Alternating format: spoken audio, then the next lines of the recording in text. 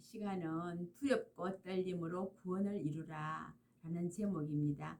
예수를 믿으면 구원을 받았습니다. 그래서 기쁘고 감사한데 왜 두렵고 떨림으로 구원을 이루라 하실까요? 예. 이때는 재림 때를 말씀합니다. 두렵고 떨림으로 구원을 이루라는 말은 빌립보서 2장 12절에서 나오는 말씀이죠. 예수님의 재림의 목적이 심판하시기 위해서 오십니다. 불신자와 동시에 음행한 교회가 심판의 대상이 됩니다. 그러므로 빌립보 2장 12절에서 두렵고 떨림으로 구원을 이루라 이렇게 말씀합니다. 빌립보서 2장 12절 말씀을 제가 읽어보겠습니다. 그러므로 나의 사랑하는 자들아 너희가 나 있을 때뿐 아니라 더욱 지금 나 없을 때에도 항상 복종하여 두렵고 떨림으로 너희 구원을 이루라. 아멘. 재림의 심판 때에 살아서 우리가 걸어서 천년왕국으로 들어가야 합니다. 우리의 그 구원을 구체적으로 알아야지 되겠죠. 그래서 심판의 대상이 누구인지, 시기가 언제인지, 어떻게 구원을 받는지 성경에 기록이 되어 있기 때문에 우리가 성경을 공부를 하는 것입니다. 마태복음 17장 5절에서 6절 말씀입니다. 말할 때에 호련히 빛난 구름이 저희를 덮으며 구름 속에서 소리가 나서 가로되 이는 내 사랑하는 아들이요 기뻐하는 자니 너희는 저의 말을 들으라 하는지라. 제자들이 듣고 엎드려 심히 두려워하니. 아멘. 여기에도 제자들이 두려워서 엎드렸다는 것입니다. 이 말씀은 이제 예수님께서 제자 세 사람을 데리고 높은 산에 올라가셨죠. 베드로, 야고보, 요한을 데리고 높은 산에 올라가 있을 때에 일어나는 일입니다. 이제 모세, 엘리야, 예수님께서 환상 가운데서 나타나셔서 예수님의 얼굴이 해같이 빛나시고 옷이 눈같이 휘어졌던 그런 현상이죠. 재림 때를 말씀합니다. 그때에는 그 재림 때에는 이제 어떻게 구원을 받는 것인가? 하늘에서 음성이 들리죠. 이는 내 사랑하는 아들이요 기뻐하는 자니 너희는 저의 말을 들으라. 이런 말씀이 하늘에서 들려옵니다. 이는 내 사랑하는 아들이요 기뻐하는 자니라는 이 사람이 바로 예수 그리스도입니다. 예수님께서 세례를 받으실 때에 하늘에서 음성이 들렸는데 이는 내 사랑하는 아들이요 기뻐하는 자니라는 음성이 하늘에서 들렸거든요. 그와 똑같은 말씀이 이제 들리면서 하나 더 추가하는 말씀인데 너희는 저의 말을 들으라. 근데 아들의 말을 들으라. 예수 그리스도의 말을 들으라. 이 말씀을 지금 하시는 것이죠. 그 말을 듣고 이렇게 두려워서 엎드린 것입니다. 그 말이 무슨 말인가 하면 저의 말이라는 것이 바로 계시록의 말씀, 심판의 말씀이기 때문에 두려워서 그렇게 엎드렸던 것입니다. 그래서 이제 이 세상의 종말을, 계시록은 7재앙으로 이 세상의 종말을 말하죠. 심판을 말하는 것입니다. 그래서 두렵습니다. 불신자들과 음행한 교회가 불신판으로 다 멸망한다고 기록이 되어 있기 때문에 이 말씀이 얼마나 두려운 말씀인가 우리가 지금 다 깨닫지 못하고 그냥 그 말씀을 읽고 듣고 지키지 아니하는 것입니다. 계시록 14장 7절 말씀입니다. 그가 큰 음성으로 가로되 하나님을 두려워하며 그에게 영광을 돌리라. 이는 그의 심판하실 시간이 이르렀음이니 하늘과 땅과 바다와 물들의 권원을 만드신 이를 경배하라 하더라. 예, 이 말씀에도 보니까 하나님을 두려워하라 라는 말씀이 있습니다.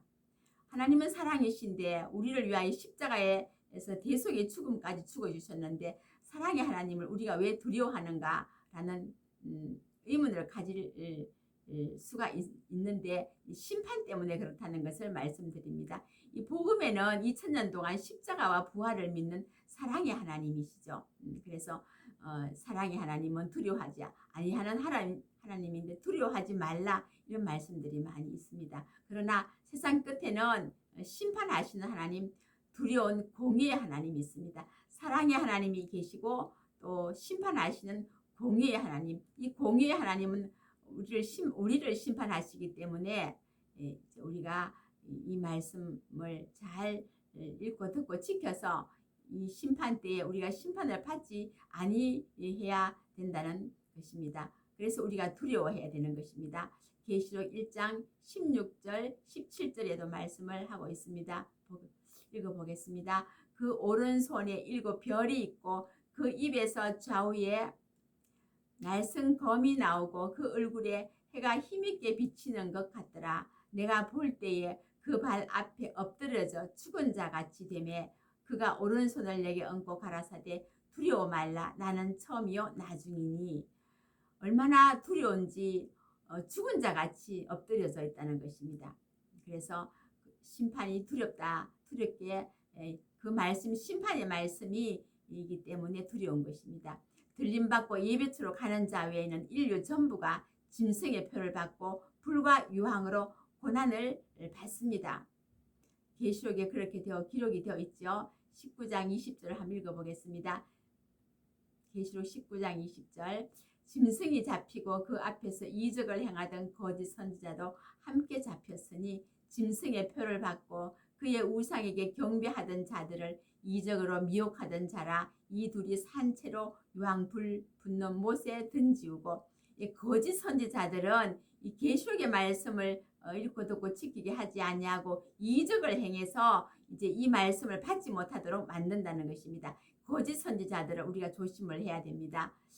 그래서 이 말세의 세상 끝의 재림 때에는 이적을 행하는 그런 사람들을 우리가 자세히 살펴야 됩니다. 그래서 이제 이런 자들은 이 거짓 선지자들은 산채로 유황불 붙는 못에 던지우고 또 14장 계시록 14장 9절에서부터 10절 읽어보겠습니다. 또 다른 천사 곧 셋째가 그 뒤를 따라 큰 음성으로 가로되 만일 누구든지 짐승과 그의 우상에게 경배하고 이마에나 손에 표를 받으면 그도 하나님의 진노의 포도주를 마시리니 그 진노의 잔에 섞인 것이 없이 부은 포도주라. 거룩한 천사들 앞과 어린 양 앞에서 불과 유황으로 고난을 받으리니. 재림 때에 우리가 구원받지 못하면 불과 유황으로 고난을 받습니다. 이것이 불신자들에게 행하는 말이 아니라 하시는 말이 아니라 교회입니다. 교회.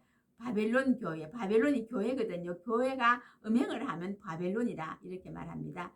후 3년 반에 10뿔 가진 짐승이 42달 동안 일할 권세를 받고 세계 단일 정부를 세웁니다. 세워지면 교회의 우상을 세우고 짐승과 우상에게 절해야 하는 때가 옵니다. 그래서 우리가 이것을 알고 계시록의 말씀이 있는 금촌대 교회로 모여서 예비처로 가게 되어지고 들림을 받게 되어지는데 우리가 이 계시록의 말씀을 모르면 결국은 이제 42달 동안 이 후 3년 반에 세계 단일 정부 아에 들어가게 되어집니다.